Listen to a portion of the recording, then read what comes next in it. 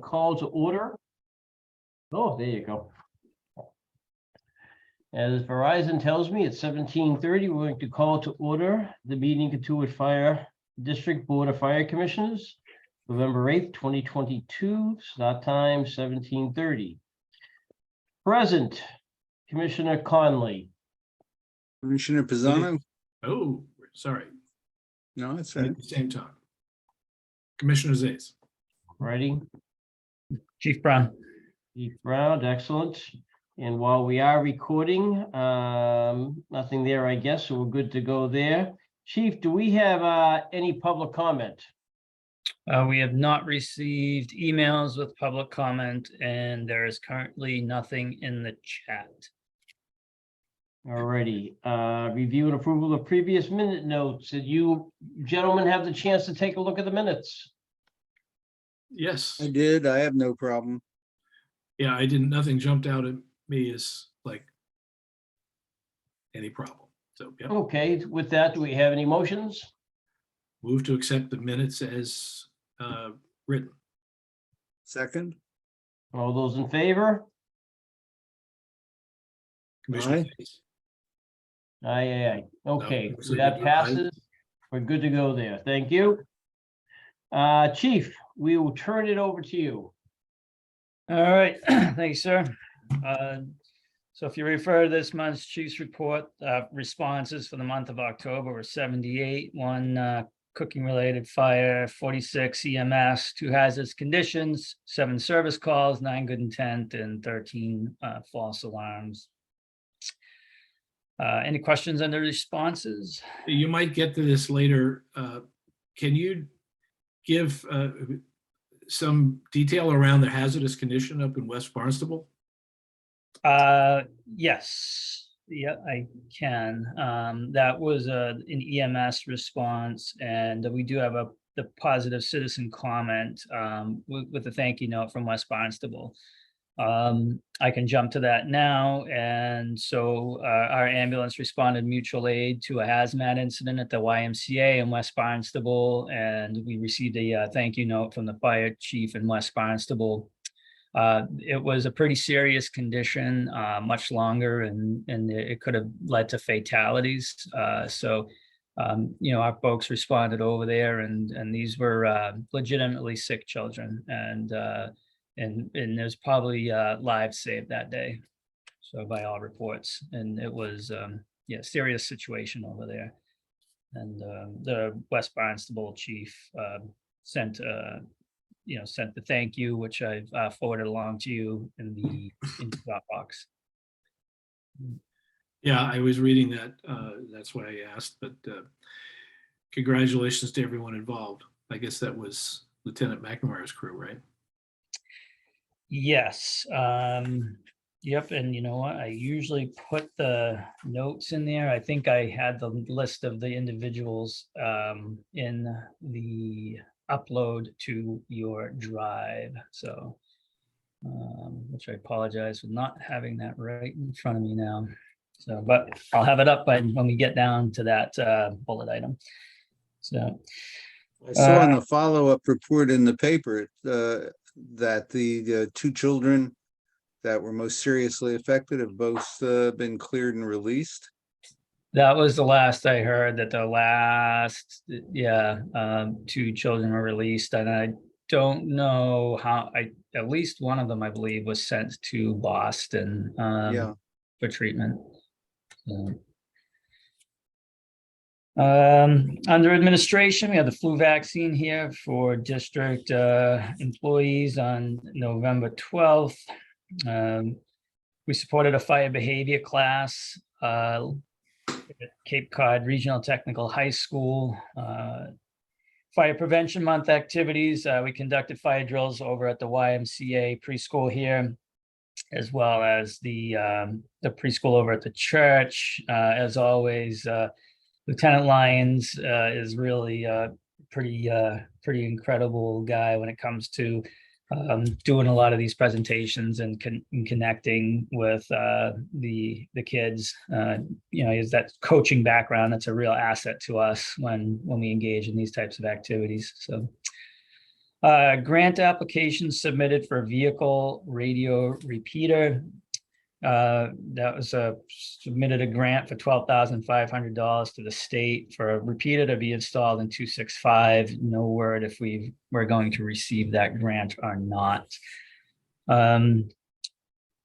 Lisa from Finance has been working on a submission with Mass Health for reimbursements for the Medicaid gap with our EMS revenue. That's to the tune of roughly $42,000 that will be coming back to the district potentially. And Commissioner Pisano may have a couple more bullet points on that, sir. Right, the submission is 27% increase over last year's. That was driven by an overall 4% increase in our activity level, not to be too surprising as we come out of COVID isolation, and a 21% increase in the number of responses that were billed to Medicaid. There was also a reduction in Medicaid payments to the tune of about 5%. So the grant covers the uncovered portion of Medicaid provided services, or is directed to cover those. And if we get all 42,000, that would be a nice budget smoother. I've been looking at last year's final budget, and it seems that last year's grant, which we did get, was not directed back to the fire department's budget. It goes into the general fund.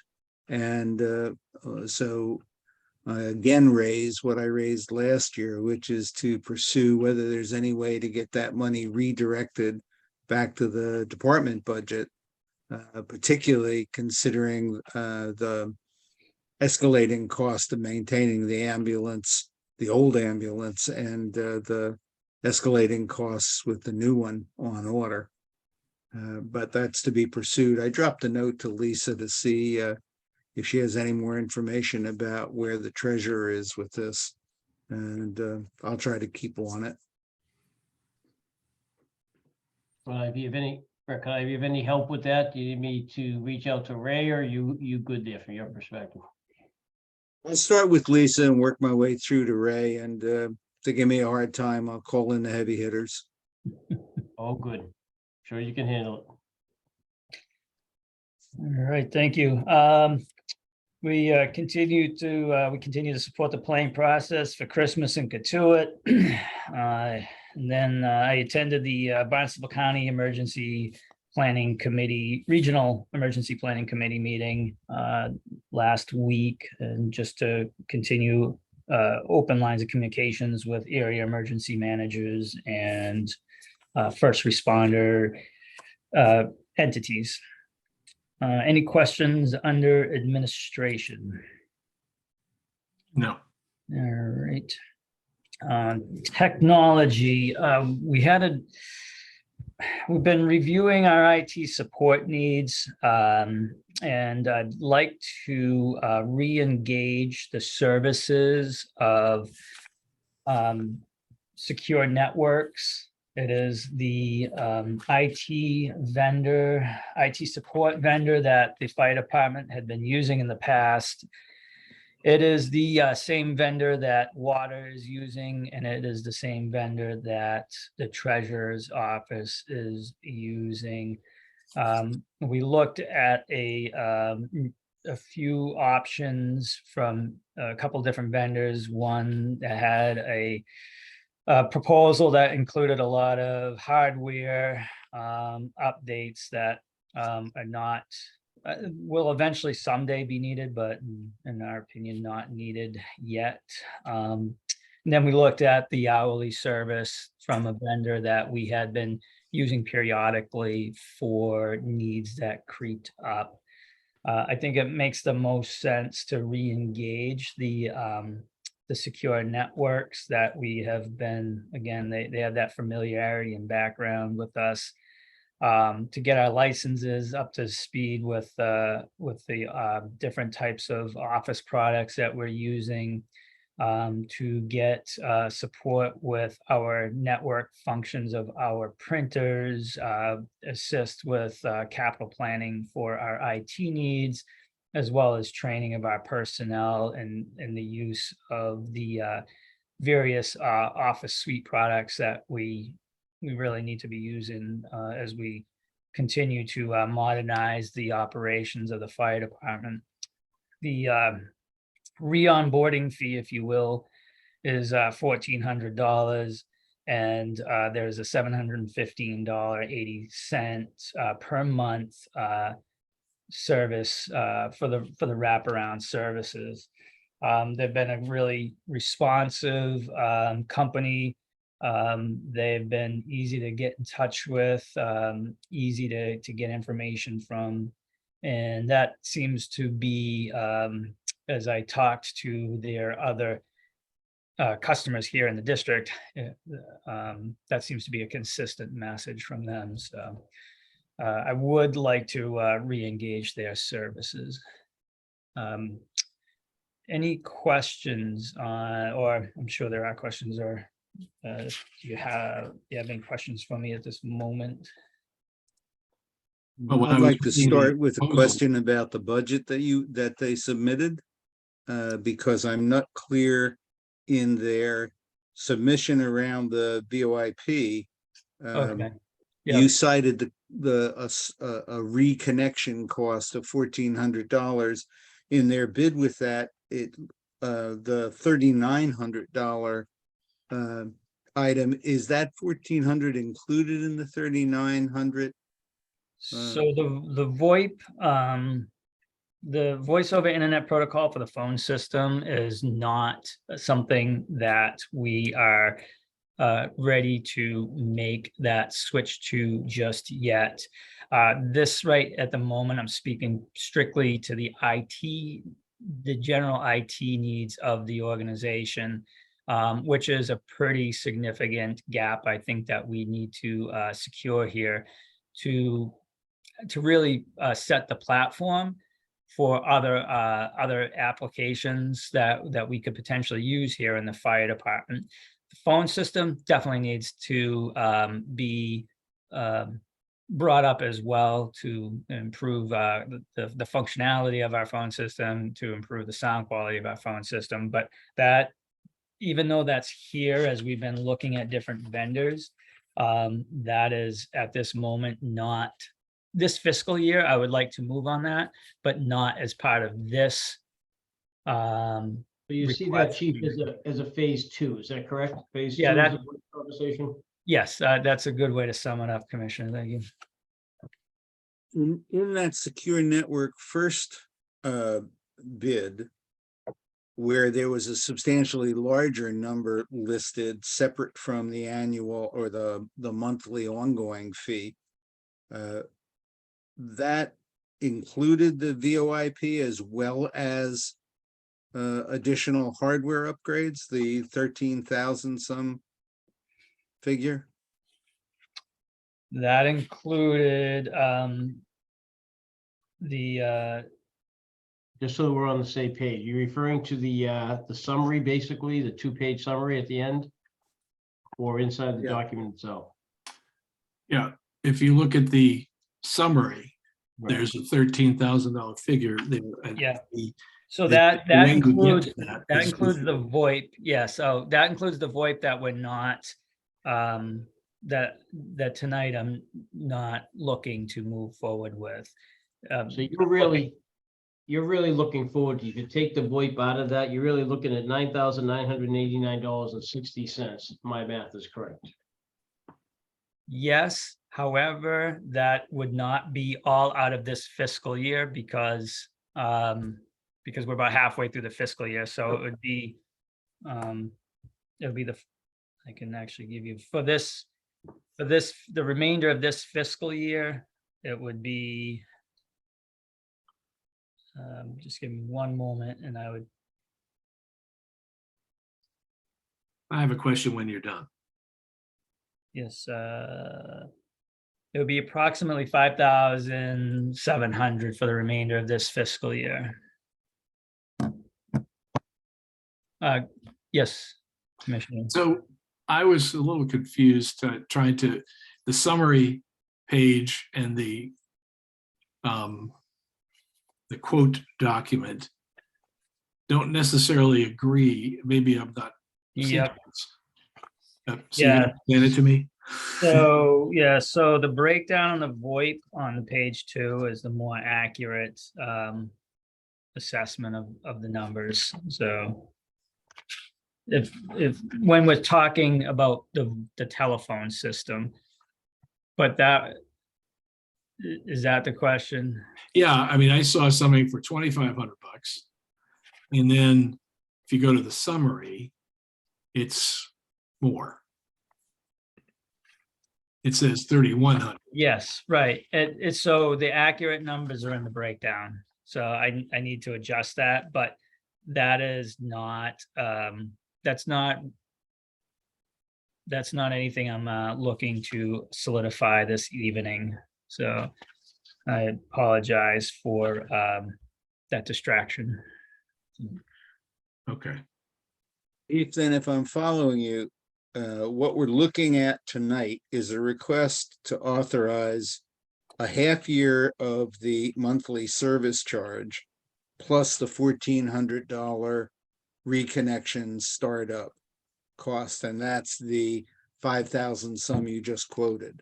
Yes, $5,694.80. So that would be 6 months of the IT support plus the re-onboarding fee. Yep. Okay, in terms of our budget categories, do we separate those out as across the categories of professional services and IT? Yes, so we do have the IT line in the budget, which I'm so again, I don't have all the historical aspect of this this particular line, but based on what it was funded at and what our current expenses are, I believe when we discontinued the relationship with them in the past, we retained that full budget line because the appropriate sum of money is there in that budget line for IT. So I assume that this was was once part of that budget line. Right, so the full draw for what you're asking for tonight would come out of the information technology line in the budget, Yes, which we have more than enough to cover for the remaining 6 months. yes, And with the expectation that down the road, we'd see an additional presentation for more of the IT upgrade stuff that's included in other portions of these proposals. yes. Okay. Good, I think I got it. Okay. To a point of order, correct me if I'm wrong, but the chief has authority to spend without a vote of ours up to, is it $5,000? Yes. Yes, Right, so the reality is he is within $60 or whatever it is to having had the opportunity to make this decision on his own. great. Okay.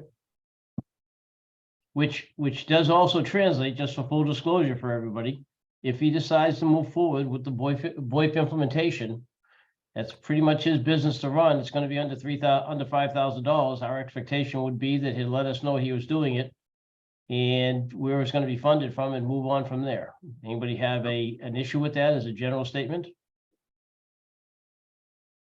No? No, Okay, All right. so do we have any other questions relative to the secure networks or any other conversation relative to secure networks? Chief, we're kind of jumping past here a little bit. Your recommendation is to go with the secure networks with the option that's on the table has been discussed. Are there any other questions, thoughts, comments on the secure networks? My thought was I endorse what the chief has decided. But when I was reading the proposals, it definitely struck me as that they were very much unlike one another than they were alike. So we're talking about things like firewalls and appliances and all this kind of hardware, like you said.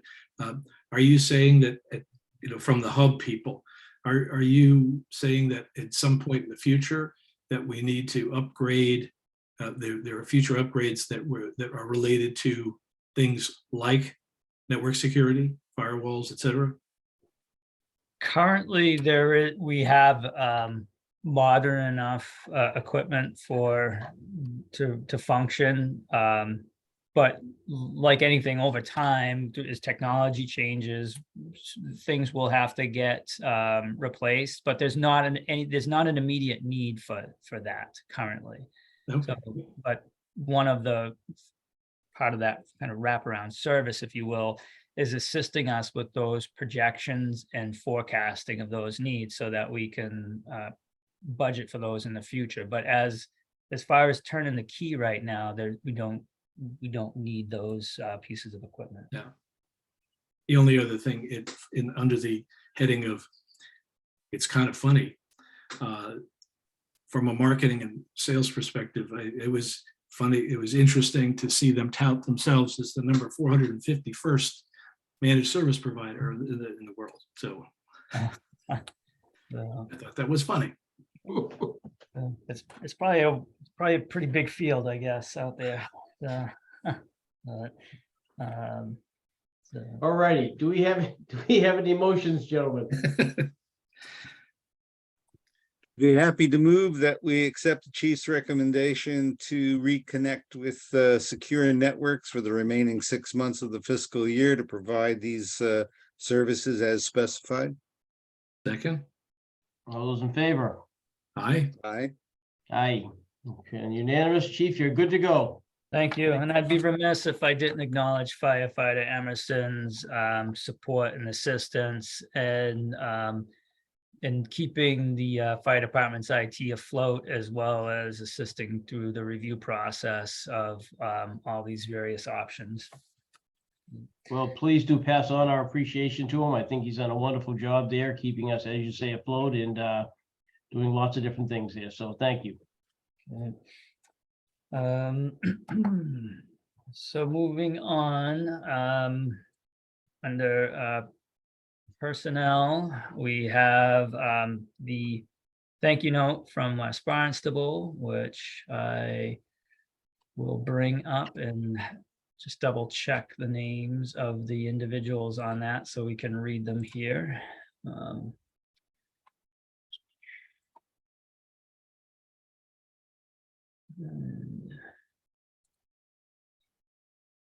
that.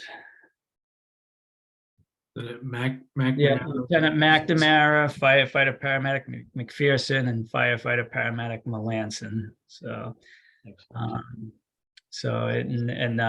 just read the letter from Chief Maruka. Hi, Chiefs. All of the children from Friday's hazmat incident have been released from the hospital. The final one came home last night from Mass General.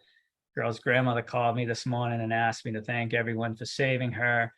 Please pass this on to your crews. Also pass on from me that everyone did an excellent job. And we at WBFD thank all of your crews for the help. And then at a recent Cape and Islands Fire Chiefs Association meeting, Chief Maruka also took the time to really emphasize, like I said earlier, the seriousness and severity of this call and how close this incident was to potentially having fatalities. Moving along, Halloween was a big hit here at the firehouse. In addition to candy this year, we also had Katuitt Fire Department glow sticks to improve the safety of the kids out in the community. Huge hit. Once the kids found out they were going around, the guys were saying that was the busiest Halloween at the firehouse in a long time. So, Right. Yeah. Lieutenant Clark attended the Cape and Islands Fire Prevention Association meeting, which is also always a valuable networking opportunity to to make sure there's a consistent fire prevention interpretations and messaging across the Cape. Lieutenant Amento attended ICS training classes. We did some acquired structures training. I mentioned this was upcoming in the last meeting. So we at our house on Vineyard Road, Mashpee came over. We did a lot of roof training and opportunity to work on the pitched roof with the saw. And then we also had the old fire museum portion of the Historical Society of Santuit and Katuitt, and they were generous enough to allow us to train on that. So every shift had an opportunity, everybody had an opportunity to get up and work on a real structure and perform tasks that are oftentimes only available through Fire Academy simulators and things of that nature. So, and then Hey, Chief, quick comment there. I was able to attend the historical event, so to speak, right at the Historical Society. Yeah. And I gotta tell you, I saw some great enthusiasm from the guys. I think you're doing a wonderful job with that, exposing them to things they probably haven't been exposed to since, they went through the academy initially. So I think it's been a wonderful job doing that. It's better to get that practice in before an emergency. So thank you very much for leading that effort. thank you. Thank you very much. So, we have an upcoming training with Mashpee again. This time it's going to be in Mashpee with an acquired structure over there. I went and met with some of the Mashpee folks to do a little pre-planning on the training. And we're going to do some roll-in drills and some other types of training with them. And then in December, we have the forcible entry prop coming from Barnstable County, which will be here at the firehouse. And then every group will get a refresher on forcible entry operations. So those are Chief, are you bringing a vehicle in for that? so no, this is Is this when they bring the prop in? yeah, so yeah, it's not vehicle extrication. This is to force doors. So when we don't have when push comes to shove and we don't have a Katuitt lockbox and we need to actually get through a door, this teaches techniques for the most effective way to get through a door, and as well as controlling the door, so you don't destroy the door. You actually get it to a point where you can open it but control it, so you don't allow too much oxygen into your fire environment prior to getting everything in place to make a fire attack. So it's just one more skill set to practice on. Is this a trailer that they bring? No? No, it's literally it's a big metal door frame and door with a heavy duty metal door, and then they use wood in it to simulate a locked door, and then you use your forcible entry tools to overcome. I remember seeing it at the Yeah. station at some point in the past. So yeah, Yep, absolutely. I believe it's been here. Yeah, so they'll deliver it here, and then instructors will come, and every group will get an opportunity to train on it. Looking at some pictures online, it looks pretty interesting. Yep, yeah, definitely. So, all right, anything else? Any questions on the personnel? Nope. Yes, I'd just like to find out, do we have the second stage of the lieutenant's exam scheduled? Not yet. No, we don't. So, When does that need to be done by? there's not a set time frame for the Okay. second part of that. They did a written portion of it, and I don't know if it was because of COVID or not having a vacancy, but the practical portion wasn't conducted. So it's completing the practical portion, and I've been discussing with some of the personnel here kind of the historical background on that and the process and how that's been done here in the past. And I have ideas of how I'd like to see it move forward. Great, thank you. Yeah. Apparatus and equipment, new portable. So I reported last month, I believe it was, that we're just waiting on the external mics for the new portables to arrive. And they arrived, but we're still waiting for vehicle charges for them as well. To be mounted in, and we've been at the mercy of what the vendor can provide us. Here's a big one. The power load has been installed in 262. Thank you very Great. much to everybody, to the board, to the community. I really do think this is it's a big deal for the fire department, and it's a big deal for the safety of our personnel, and it's a big deal for the safety of the people that we serve. And so I appreciate everybody's support through that process. Rick and Adam, I happened to be at the station recently and I had the opportunity to see it. I would recommend if you get the chance to go, stop by, take a look at it.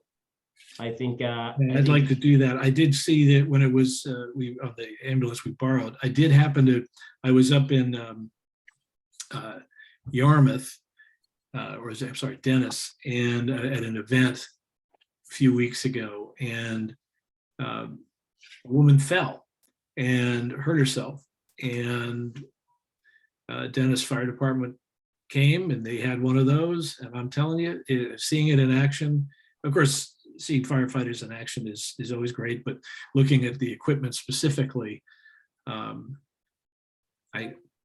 can't say enough how important this is in terms of an advancement for our team. Yeah. Thank you. Chief, have all groups been trained on it? Yep. Yes. Casey Staggs, our EMS officer, has come in and done the training with everybody on it. But that being said, we'd love to show it off if you're in the neighborhood. Yeah. So never hurts to do a little bit more with it. And I did tell the chief, I think for Christmas and Katuitt, you should be given the local children rides on it, but that's just me.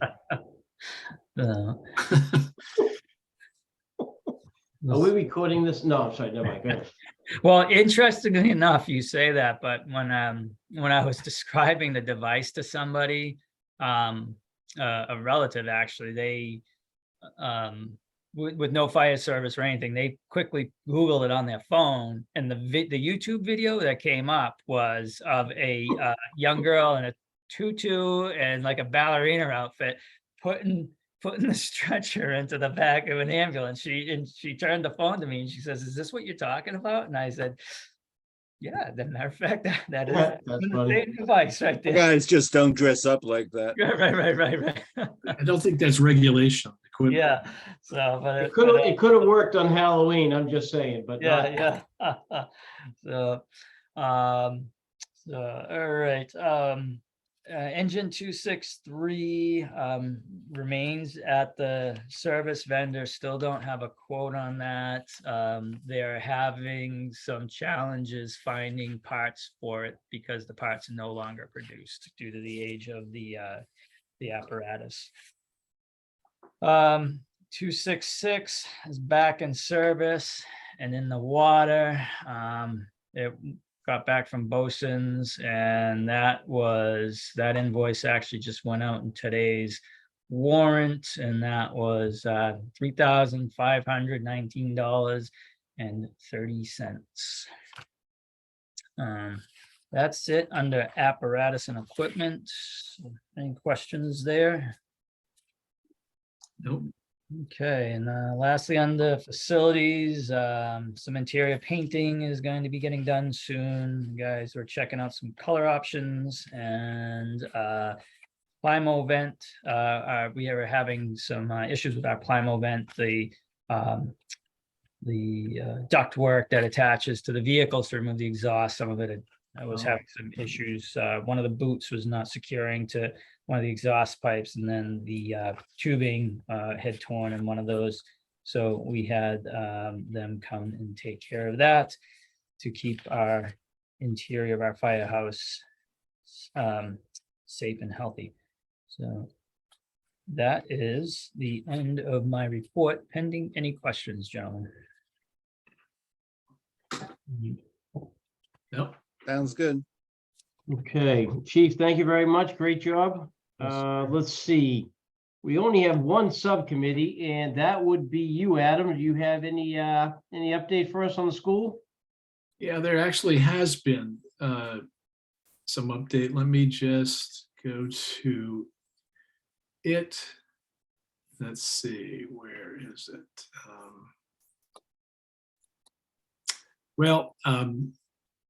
I'm not going to read it to you, but there has been some, at the instigation of our negotiation subcommittee, which is Mark Lynch, Jim Danhauser, and Jackie Barton. There have been some conversations with the town that have led to this, by the way, was reported at the most recent Prudential Committee meeting. So if anyone attended that or has seen the record, listened to the recording, this is a little bit of a redo of that. But there's an issue that should come up for a vote in November or December around essentially a zoning easement or zoning variation. What do they call that? A variance. That's it. Thank you. For it's actually sort of the town itself has terms of frontage for the parcel that they're going to retain. So that's something they have to vote on, and just sort of in order to make the transaction all free and clear, they've got to do that. And then there's something else too, and that's the thing that I can't find. But I had it all set up, ready to go for this very situation. But there's one other thing that they're looking forward to voting on in January. I'll report on that next meeting. But lastly, it appears that there's an agreement, at least in spirit, not necessarily in writing, around what to do about the oil tank. I think the suggestion had been floated by our team to them that why don't they pump it dry and do some soil core tests, and if those come back clean, then the general position that they were representing is that we would most likely just go forward with that. Got it. Thank you. Appreciate that. But it still looks like it'll be going into next year. Got it. And I thank you very much. And I should know this from previous conversations, but when you talked about the frontage, you made me think about it. How far back, if you use the tennis court as the point of reference, the end of the tennis court, how far past the tennis court are they intending to come with their retention of property? I believe it's the ball field too. So as I understand, from reading and talking to Jim Danhauser, it appears that it's the piece of the parcel that remains on Main Street that they have to, it's kind of funny. It's the town sort of doing, the town itself is seeking a variance from the town. Oh, no, I get that. And is there any I'm curious, is there any indication why they'd want to, and I'm sure these conversations have gone on, I apologize, guys, but is there any indication as to why they want to retain that property? Yeah, because they have a Park and Recs department that does manages and maintains parcels that have facilities like that, like tennis courts and ball fields, et cetera. So. Got it. Well, if that happens, hopefully they'll begin to maintain it too. That'd be a wonderful thing. So, got it. Oh, appreciate that insight. I don't know if that's in the agreement, Kevin. All right. Actually, I'll tell you what, as a total aside here, guys, I was there one day and a young man came down with his riding mower and started mowing the field because they use it for frisbee golf, frisbee something, whatever the heck it is.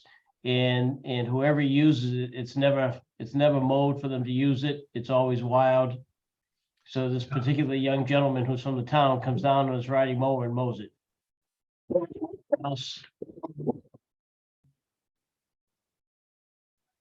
All right.